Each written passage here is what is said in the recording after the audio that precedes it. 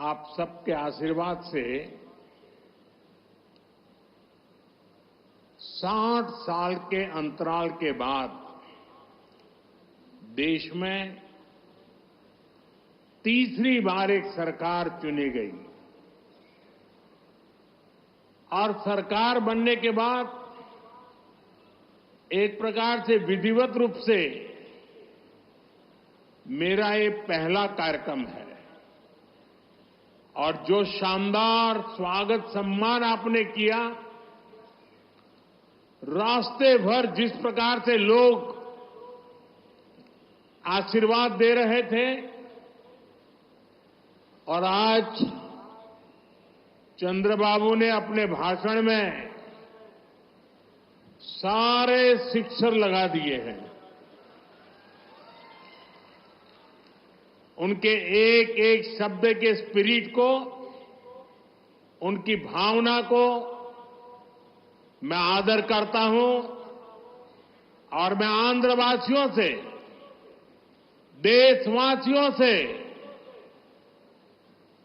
विश्वास दिलाता हूं कि जो भावना आज चंद्रबाबू प्रकट कर रहे थे, हम सब मिलकर के उन लक्ष्यों को अवश्य पार करेंगे। మీ ఆశీర్వాదంతో 60 సంవత్సరాల తర్వాత మూడోసారి మళ్ళీ కేంద్రంలో మన ప్రభుత్వం వచ్చింది. తరువాత మీ యొక్క ఆశీర్వాదం, మీ యొక్క స్వాగతం నేను చూశాను. దానికి మించి మన అధినాయకుడు చంద్రబాబు నాయుడు గారు ఆయన స్పీచ్ లో అన్ని విషయాలు కూడా కూలంకుషంగా చెప్పారు.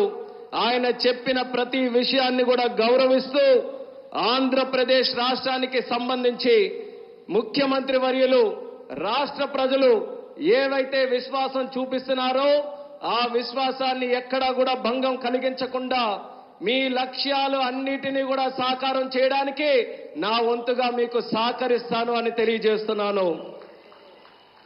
साथियों, हमारा आंध्र प्रदेश संभावनाओं का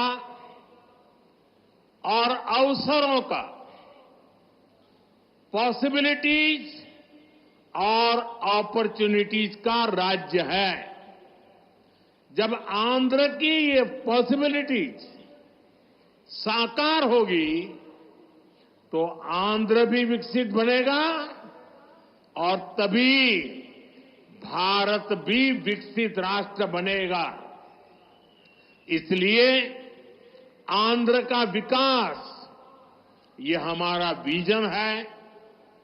आंध्र के लोगों की सेवा ये हमारा संकल्प है।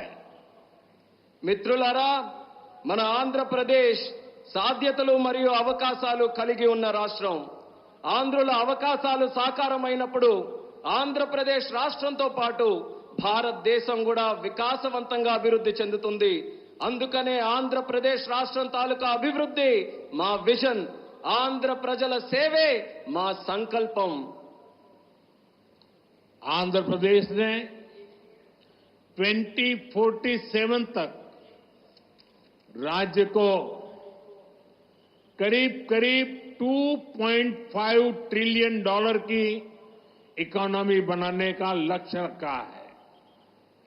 इस विजन को साकार करने के लिए चंद्रबाबू गारू की सरकार ने स्वर्ण आंध्र एट 2047 की पहल की है। इसमें केंद्र की एनडीए सरकार भी आंध्र प्रदेश के हर लक्ष्य के साथ कंधे से कंधा मिलाकर चल रही है। इसलिए केंद्र सरकार लाखों करोड़ की योजनाओं में आंध्र को विशेष प्राथमिकता दे रही है। 2047 సంవత్సరం కల్లా ఆంధ్రప్రదేశ్ రాష్ట్రంలో $2.5 ట్రిలియన్ ఆర్థిక వ్యవస్థగా తయారు అవ్వాలని లక్ష్యం పెట్టింది. ఈ విజన్ సాకారం చేసేందుకు చంద్రబాబు నాయుడు గారి ప్రభుత్వం స్వర్ణాంధ్ర 2047 అనే కార్యక్రమానికి శ్రీకారం చుట్టింది. ఈ లక్ష్యాన్ని చేరుకోవడానికి కేంద్రంలో ఉన్న ఎన్డీఏ ప్రభుత్వం ఆంధ్రప్రదేశ్ రాష్ట్రంతో పాటు భుజంతో భుజం తోడై ముందుకు నడుస్తుంది. అందుకే లక్షల కోట్ల పథకాలతో కేంద్ర ప్రభుత్వం ఆంధ్రపై ప్రత్యేక దృష్టి సారించి ప్రాధాన్యత కూడా ఇస్తుంది. आज यहां 2 लाख करोड़ रुपए से ज्यादा के प्रोजेक्ट का उद्घाटन और शिलान्यास किया गया है. ये प्रोजेक्ट्स आंध्र प्रदेश को विकास को नई ऊंचाई देंगे. मैं इन डेवलपमेंट प्रोजेक्ट के लिए आंध्र प्रदेश समेत पूरे देश को बधाई देता हूं. साथियों, आंध्र प्रदेश अपने इनोवेटिव नेचर के कारण आईटी और टेक्नोलॉजी का इतना बड़ा हब है. अब समय है आंध्र नई फ्यूचरिस्टिक टेक्नोलॉजीज का सेंटर बने. जो टेक्नोलॉजीज अभी डेवलप ही हो रही है, हम अभी से उनमें लीड लें. आज ग्रीन हाइड्रोजन का इस्तेमाल ये ऐसा ही उभरता हुआ क्षेत्र है. ఈ రోజు 2 లక్షల కోట్ల రూపాయలకు పైగా విలువైన ప్రాజెక్టులు ఇక్కడ ప్రారంభించడం మరియు శంకుస్థాపన చేయడం జరుగుతుంది. ఈ ప్రాజెక్టులు ఆంధ్రప్రదేశ్ అభివృద్ధిని సరికొత్త శిఖరాలకి చేరబోతుంది. ఈ అభివృద్ధి కార్యక్రమాలతో ఆంధ్రప్రదేశ్తో పాటు యావత్ భారతదేశానికి కూడా నా తరపున అభినందనలు తెలియజేసుకుంటున్నాను. మిత్రులారా, ఆంధ్రప్రదేశ్ రాష్ట్ర ప్రజల తాలూకా సృజనాత్మకత వల్ల ఆంధ్రప్రదేశ్ రాష్ట్రం ఐటీ మరియు సాంకేతికతకు ఒక పెద్ద కేంద్రంగా మారింది. ఇప్పుడు సమయం వచ్చింది ఆంధ్రప్రదేశ్ రాష్ట్రం సరికొత్త టెక్నాలజీస్ కు కేంద్ర బిందువుగా మారాలి. ఈ కొత్తగా అభివృద్ధి చెందుతున్నటువంటి టెక్నాలజీస్ కి ఆంధ్రప్రదేశ్ రాష్ట్రం సారథ్యం వహించాలి. నేడు గ్రీన్ హైడ్రోజన్ టెక్నాలజీ కూడా అటువంటి ఎదుగుతున్నటువంటి ఒక రంగమే. देश ने 2023 में नेशनल ग्रीन हाइड्रोजन मिशन की शुरुआत की थी. हमारा लक्ष्य है 2030 तक 5 million metric tons green hydrogen का प्रोडक्शन. इसके लिए शुरुआती चरण में 2 ग्रीन हाइड्रोजन हब स्थापित होंगे, जिनमें से एक हमारा विशाखापट्टनम है. దేశంలో 2023లో నేషనల్ గ్రీన్ హైడ్రోజన్ మిషన్ ను మనం ప్రారంభించడం జరిగింది. మా లక్ష్యం 2030 నాటికి 5 మిలియన్ మెట్రిక్ టన్నుల గ్రీన్ హైడ్రోజన్ ని మన దేశంలో ఉత్పత్తి చేయాలి. దీనికోసం ప్రారంభ దశలోనే 2 గ్రీన్ హైడ్రోజన్ ల్యాబ్‌ని మనం ఏర్పాటు చేయబోతున్నాం. అందులో ఒకటి మన విశాఖపట్నం నగరం అని తెలియజేస్తున్నాను. भविष्य में विशाखापट्टनम दुनिया के उन गिने चुने शहरों में होगा जहां इतने बड़े स्केल पर ग्रीन हाइड्रोजन प्रोडक्शन की फैसिलिटी होगी. इस ग्रीन हाइड्रोजन हब से अनेक जॉब अपॉर्चुनिटीज तैयार होगी. साथ ही आंध्र प्रदेश में मैन्युफैक्चरिंग इकोसिस्टम भी डेवलप होगा. साथियों, आज मुझे नक्कापल्ली में बल्क ड्रग पार्क प्रोजेक्ट का शिलान्यास करने का अवसर भी मिला है. आंध्र प्रदेश देश के उन 3 राज्यों में से एक है जहां इस तरह के पार्क की स्थापना की जा रही है. इस पार्क में मैन्युफैक्चरिंग और रिसर्च के लिए बेहतरीन इंफ्रास्ट्रक्चर तैयार किया जाएगा. इससे इन्वेस्टर्स का उत्साह बढ़ेगा और यहां की फार्मा कंपनियों को फायदा होगा. భవిష్యత్తులో పెద్ద ఎత్తున గ్రీన్ హైడ్రోజన్ ఉత్పత్తి చేసే నగరాలలో ఒకటిగా మన విశాఖపట్నం ఉండబోతుంది. ఈ గ్రీన్ హైడ్రోజన్ హబ్ ద్వారా అనేక ఉద్యోగ అవకాశాలు సృష్టించబడతాయి. దీంతో ఆంధ్రప్రదేశ్లో మ్యానుఫ్యాక్చరింగ్ వ్యవస్థ కూడా అభివృద్ధి చెందబోతుంది. మిత్రులారా, ఈ రోజు అనకాపల్లి పార్లమెంటులో ఉండే నక్కపల్లిలో బల్క్ డ్రగ్ పార్క్ కు కూడా శంకుస్థాపన చేసే అవకాశం నాకు కలిగింది. దేశంలో 3 రాష్ట్రాలలో ఈ తరహాలో పార్కులు ఏర్పాటు చేయబడుతున్నాయి. అందులో ఆంధ్రప్రదేశ్ ఉండడం నాకు చాలా ఆనందంగా ఉంది. ఈ పార్కులో మ్యానుఫ్యాక్చరింగ్ మరియు పరిశోధన కోసం అద్భుతమైన మౌలిక సదుపాయాలు ఏర్పాటు చేయడం జరుగుతుంది. దీనివల్ల పెట్టుబడిదారుల్లో ఆసక్తి పెరుగుతుంది మరియు ఫార్మాసిటీ కంపెనీలకి కూడా చాలా ఉపయోగపడుతుందని తెలియజేస్తున్నాను. साथियों, हमारी सरकार अर्बनाइजेशन को एक अपॉर्चुनिटी के रूप में देखती है और हम आंध्र को न्यू एज अर्बनाइजेशन का एक उदाहरण बनाना चाहते हैं. इसी विजन को साकार करने के लिए आज कृष्णापट्टनम इंडस्ट्रियल एरिया यानी क्रीज सिटी का फाउंडेशन स्टोन रखा गया है. ये smart city Chennai Bengaluru industrial corridor का हिस्सा बनेगी. इससे आंध्र में थाउजेंड्स ऑफ करोड़ का इन्वेस्टमेंट आएगा और लाखों इंडस्ट्रियल जॉब तैयार होगी. మిత్రులారా, మా ప్రభుత్వం పట్టణీకరణకు ఒక అవకాశంగా చూస్తుంది. అలానే మన ఆంధ్రప్రదేశ్ రాష్ట్రం నవయుగ పట్టణీకరణకు ఉదాహరణగా ఉండబోతుంది. ఈ విజన్ సాకారం చేసేందుకు నేడు కృష్ణపట్నం ఇండస్ట్రియల్ ఏరియా అంటే క్రిస్ సిటీ శంకుస్థాపన కూడా చేయడం జరుగుతుంది.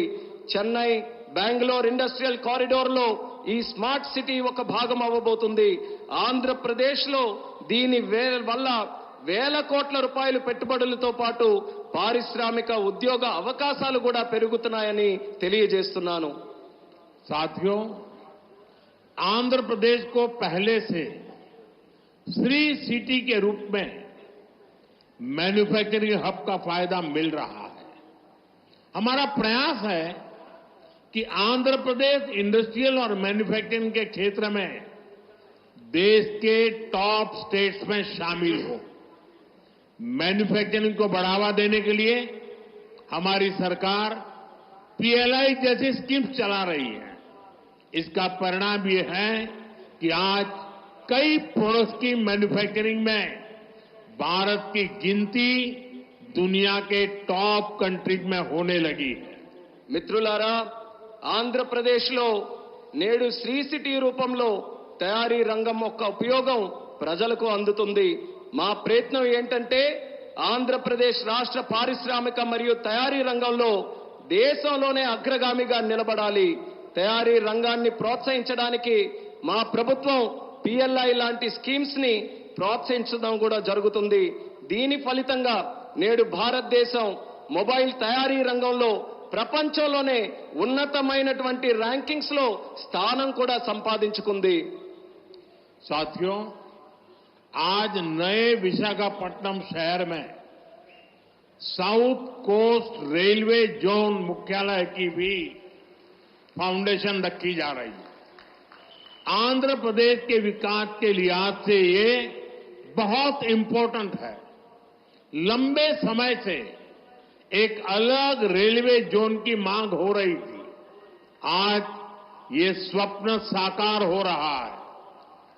మిత్రులారా, నేడు విశాఖపట్నం నగరంలో సౌత్ కోస్ట్ రైల్వే జోన్ ప్రధాన కార్యాలయానికి పునాది కూడా వేస్తున్నాం. ఆంధ్రప్రదేశ్ అభివృద్ధి దృష్ట్యా ఇది చాలా ముఖ్యమైనటువంటి కార్యక్రమం. ప్రత్యేక రైల్వే జోన్ కావాలన్న డిమాండ్ చాలా కాలంగా ఉంది. అటువంటి ఈ కళ, ఈ చిరకాల కోరిక ఈ రోజు నెరవేరబోతుందని తెలియజేసుకుంటున్నాను. साउथ कोस्ट रेलवे जोन का मुख्यालय बनने के बाद इस पूरे क्षेत्र में कृषि और व्यापार से जुड़ी एक्टिविटीज का विस्तार होगा.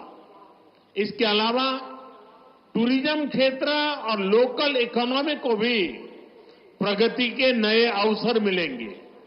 సౌత్ కోస్ట్ రైల్వే జోన్ యొక్క ప్రధాన కార్యాలయం అయిన తర్వాత మన ఉత్తరాంధ్ర ప్రాంతంలో వ్యవసాయం మరియు వ్యాపారానికి సంబంధించి కార్యకలాపాలలో విస్తరణ జరగబోతుంది. ఇంతే కాకుండా పర్యాటక రంగం మరియు స్థానిక ఆర్థిక వ్యవస్థకు కూడా కొత్త అవకాశాలు లభిస్తాయని తెలియజేస్తున్నాను. आज यहां कनेक्टिविटी से जुड़े thousands ऑफ करोड़ के प्रोजेक्ट का उद्घाटन और शिलान्यास भी हुआ है. रेलवे के क्षेत्र में आंध्र प्रदेश उन राज्यों में शामिल है जहां 100% इलेक्ट्रिफिकेशन हो चुका है. आंध्र प्रदेश के 70 से ज्यादा रेलवे स्टेशनों को अमृत भारत स्टेशन योजना के तहत डेवलप किया जा रहा है. आंध्र प्रदेश के लोगों की ईज ऑफ ट्रेवल के लिए 7 वंदे भारत ट्रेनें और अमृत भारत ट्रेन भी चलाई जा रही है. నేడు కనెక్టివిటీకి సంబంధించి వేల కోట్ల విలువైన ప్రాజెక్టులు ఇక్కడ ప్రారంభోత్సవం మరియు శంకుస్థాపన జరుగుతుంది. రైల్వే రంగంలో ఆంధ్రప్రదేశ్లో నేడు 100% విద్యుతీకరణ జరిగింది. ఆంధ్రప్రదేశ్లోని 70కి పైగా రైల్వే స్టేషన్లు అమృత్ భారత్ స్టేషన్ల కింద అభివృద్ధి చేయబడుతున్నాయి. ఆంధ్రప్రదేశ్ ప్రజల ప్రయాణ సౌలభ్యం కోసం 7 వందే భారత్ రైళ్లు అలాగే అమృత్ భారత్ ట్రైన్లు కూడా నడిపిస్తున్నామని తెలియజేస్తున్నాను. साथियों, आंध्र में ये infrastructure revolution, better connectivity, better सुविधाएं, इनसे पूरे प्रदेश का लैंडस्केप बदलेगा. इससे ईज ऑफ लिविंग और ईज ऑफ डूइंग बिजनेस बढ़ेगा. यही विकास आंध्र की करीब $2.5 ट्रिलियन इकोनॉमी का आधार बनेगा. साथियों, विशाखापट्टनम और आंध्र प्रदेश के कोस्ट सैकड़ों वर्षों से भारत के ट्रेड का गेटवे रहे. आज भी विशाखापट्टनम का उतना ही महत्व है. हम समुद्र से जुड़ी अपॉर्चुनिटी के पूरे इस्तेमाल के लिए ब्लू इकोनॉमी को मिशन मोड में बढ़ावा दे रहे हैं. इसके लिए विशाखापट्टनम फिशिंग हार्बर को और आधुनिक बनाया जा रहा है. మిత్రులారా, ఆంధ్రాలో ఈ మౌలిక సదుపాయాల విప్లవంతో పాటు మెరుగైన కనెక్టివిటీ, మెరుగైన సౌకర్యాల వల్ల ఆంధ్రప్రదేశ్ రాష్ట్రం ముఖ చిత్రం కూడా మారబోతుంది. దీనివల్ల జీవన సౌలభ్యం, వ్యాపార సౌలభ్యం కూడా పెరగబోతుంది. ఇది ఆంధ్ర యొక్క దాదాపు $2.5 ట్రిలియన్ ఆర్థిక వ్యవస్థకు పునాది కాబోతుంది. మిత్రులారా, విశాఖపట్నం మరియు ఆంధ్రప్రదేశ్లో ఉన్నటువంటి తీర ప్రాంతాలు వందల సంవత్సరాలుగా భారతీయ వాణిజ్యంలో పాలు పంచుకున్నాయి. నేటికి విశాఖపట్నానికి అదే ప్రాముఖ్యత ఉందని కూడా తెలియజేస్తున్నాను. సముద్ర సంబంధిత అవకాశాలు పూర్తిగా వినియోగించుకోవడానికి బ్లూ ఎకానమీని మిషన్ మోడ్లో ముందుకు నడిపించబోతున్నాం. ఇందుకోసం విశాఖపట్నంలో ఉన్నటువంటి షిప్పింగ్ హార్బర్ ని కూడా మరింత ఆధునీకరిస్తబోతున్నామని ఈ సందర్భంగా తెలియజేస్తున్నాను. आंध्रा के हमारे फिशरीज से जुड़े भाई बहनों की इनकम और बिजनेस बढ़े, हम इस दिशा में पूरी संवेदनशीलता से काम कर रहे हैं. हमने फिशरमैन को किसान क्रेडिट कार्ड जैसी सुविधाएं उपलब्ध कराई है. हम समुद्र में सुरक्षा के लिए भी अहम कदम उठा रहे हैं. साथियों, हमारा प्रयास है कि देश के हर सेक्टर में inclusive and all round development होना चाहिए ताकि विकास का फायदा हर वर्ग को मिले. इसके लिए एनडीए सरकार समृद्ध और आधुनिक आंध्र प्रदेश के निर्माण के लिए प्रतिबद्ध है. आज जिन प्रोजेक्ट का शुभारंभ हो रहा है उससे आंध्र के लोगों की समृद्धि सुनिश्चित होगी. मैं एक बार फिर इन प्रोजेक्ट के लिए आप सभी को बहुत बहुत बधाई देता हूं. ఆంధ్రాలో మత్స్యకార సోదర సోదరీమణుల ఆదాయం మరియు వ్యాపారం పెరిగే విధంగా పూర్తి